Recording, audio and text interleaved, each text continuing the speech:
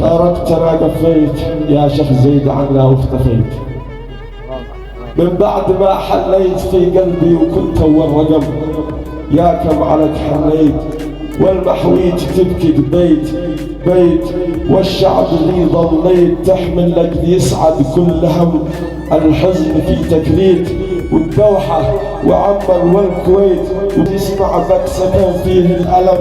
يا ديرة المحويج عذرا سامحوني لو بكيت، لو ندموا عن هيت عاد العين باتبكي دم. وإليكم قصيدة. قلت بصبر لفقده واحتسب أجر صبري، قلت لفقده واحتسب أجر صبري، واقبل الواقع المر المشين المعاب، واستلم أمرها واسلم لها كل أمري، بس خانتني أفكاري وهول المصاب، واصطدم واقعي في فاجعة لست أدري امتحانه يضحك من ظروف العذاب، واصطدم واقعي في فاجعة لست أدري امتحانه يضحك من ظروف العذاب، فاجعة والله إني منها انهارمتني، ودمعت محجراته للقلوب الصلاب، فاجعة حلت المحويج شرقي وقبلي واليمن صابته من هولها باضطراب، فاجعة زلزلت أمه البركان يغلي، فاجعة والله إنها مثل يوم الحساب،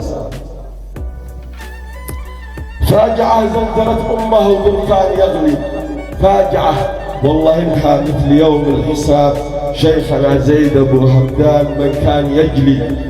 بعد ربي هموم المعسرين الغلاب، جاه غيث المنيات التي ما تخلي قلب سالي ولا ترحم كهول وشباب، يا حبيب اليمن لا وين غادرت بدري، شوف انا من غيابك تايه في سراب، يا عميد مجلس النواب حيرت فكري هكذا دون ما انذار تبغى الغياب، هكذا سبت ربعك بين الأحزان يسري، هكذا سبتنا بين الهموم الصعاب، بين عنا تتوالى على جوف صدري، بين آهات صادتنا بكم اكتئاب، بين قهر وحزن وآلام ووجاع تضوي عمرنا مثل ضيات الورق في كتاب، شيخنا غادر الدنيا ويا ليت عمري كان فدوة لعمر اللي فتح بألف باب،